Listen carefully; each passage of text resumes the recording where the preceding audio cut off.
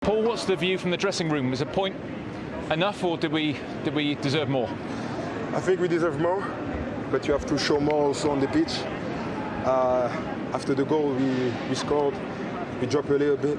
We lose control of the game a bit, and that's why I think we didn't get the second goal. I think we dropped a 3-point today. We get 1 point. We stay focused.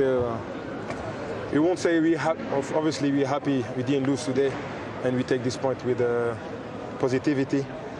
But we know those games. I think at the end of the season, those 3 points will be very important. So today we didn't lose. We got 1 point, and the next game away, we know that those points will be very important for us, and we don't want to give them away. You've equalled the all-time record, 27 away games unbeaten. Is that something that we just talk about, or does it mean anything to you guys? Like I said, it's always good, but I prefer to win the league and don't have the record. So it's good, it's positive. Next time what we want is to have a record of winning away. That would be the best, and not draw when we know we can win this game. Say clean sheet and we concede 1 goal like that. But we learn from that always. Stay positive, and we go again. Another assist, and you also came very close to winning it with that turn in the area and shot just wide. How do you feel your own form is at the moment? No, I think I'm good. I'm good with the team. We all good. Training well. We came back very focused as always, and we want to, like I said, I always give my best on the pitch, give my heart to help my teammates, to help everyone. So we keep it up. We keep pushing, we keep improving, and I wanted to win today, and that's why I'm quite disappointed with the result, but like I said, we take this point. Boss, what did you make of a point in the end? Overall, I think we created enough chances to win it, played some decent football at times, then again we could have lost it, but for a very good save by David. So it's a point from a losing position, but it's not what we wanted. I think we weathered the storm the first 2 or 3 minutes from a couple of set plays, and then we played some very good football ourselves, created chances, big chances on set plays. And when they scored, that was more or less out of nowhere. Foul. 100%. Football can't go from one extreme to the other. And he goes straight through Bruno's hip and with his arm and his hips. So that's a foul, but we should react better anyway. We should do better, just block the shot and make sure that referees' mistakes won't cost us.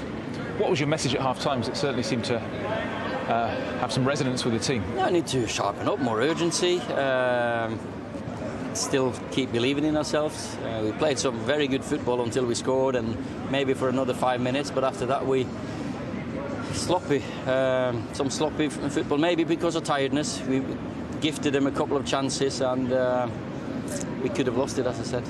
When Mason scored so early in the second half, did you think, yeah, here we go, we'll go on from here? We did the next 5, 6, 7 minutes. I thought, yeah, this is good. We created chances. They had a couple of blocks, and we did have opportunities. But then I always believe in these players. Of course I do. But a point when you're not at your best, yeah, sometimes it's not the worst. Yeah, it's a point from a losing position, but still we want two more in every single game. But now it's about working on fitness, some couple of other issues that we need to sort, and then we should be ready for Wolverhampton. Having another week in training for the new guys, for players like Cavani, could that be important? A free week of training ahead of next week? We're still very early on, and we need to work to get them fit, and we'll be better off next week. Finally, just to have the goal at this end where the fans are, and indeed home fans as well. I mean, it does make a big difference. It does. This is football. This is, you have to handle the away home fans, or when you're away, the opposition's fans. And I thought we did that at times, and at times we let the crowd get to the referee or get to us maybe. So we'll get used to proper football again.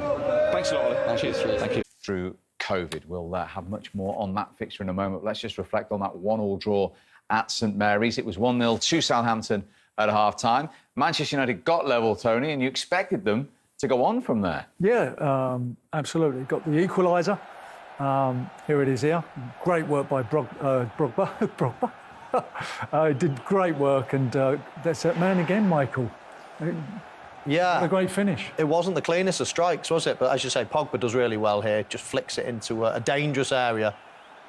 And you just see Greenwood pulling off his man. I mean, he could go to where the bodies are and closer to goal, but he just pulls off. He feels there's a space around the penalty spot.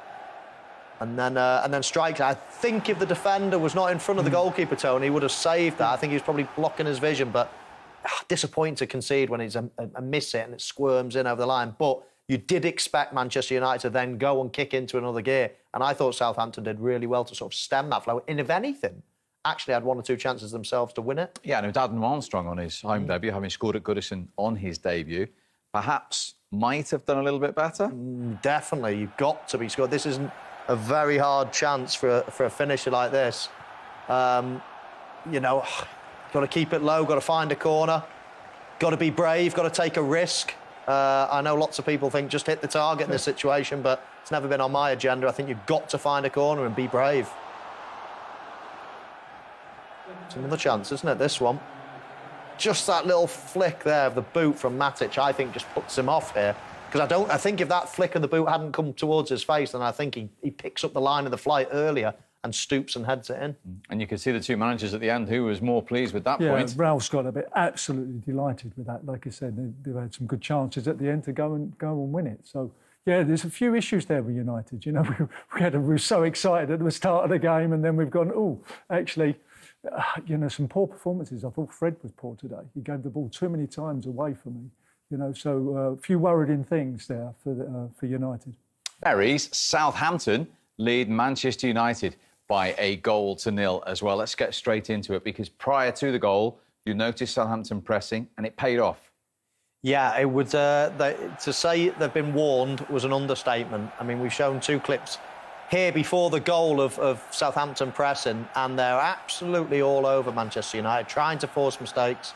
Just how Ralph Hasenhüttl wants them to play. We all know he likes a lot of energy in his team, but they're even chasing lost causes, and sometimes you've just got to turn them round and play in the opponent's half. They give them a lot of encouragement, and then the first goal came because of it. I mean, you see them winning a free kick here, but this is the goal. And you see, again, all the Southampton players, all their bodies trying to win the ball back. They do win the ball back.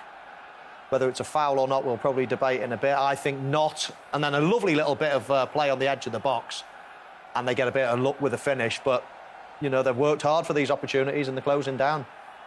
It's the way Ralph Hasenhüttl plays, Tony, isn't it? Yeah, excellent.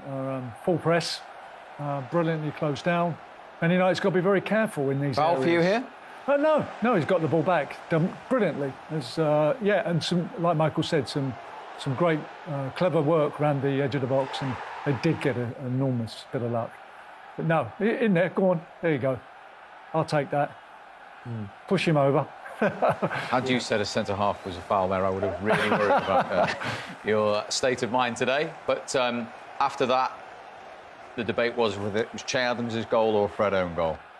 Yeah, it was a debate. And then when you see this angle, you quite clearly see he mis-hits it, really. It's going way wide of the goal, and the deflection takes it inside the near post. So I've got no problem with them awarding the own goal for Fred. And he's not had the best of halves, Fred, sadly for him. No. United started brightly. They've had chances, hit the woodwork, but not been clinical in front of goal, Tony. Yeah, a couple of chances from wide free kicks. And this is bad defending, really, from Southampton. They've held a line and they've not got back in there and defended it, and got very, very fortunate. You know, they've got a good line. It's a good starting point. It's no problem, but they need to drop off. Great example there.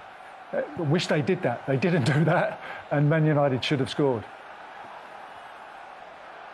2 opportunities, didn't they, as well? And the same thing here was the opposite side, and pretty much the same mistake they made, Tony. Exactly that, Michael.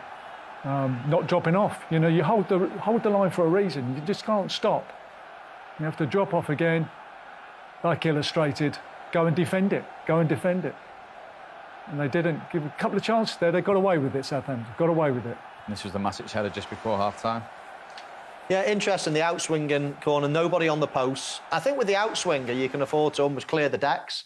And you see the goalkeeper's got nobody around him. So even if he makes a mistake, there's nobody really picking up the pieces there. But that was as much as Manchester United had, which is worrying because we saw how good they were first game against Leeds, and they've hardly created anything so far. Yeah.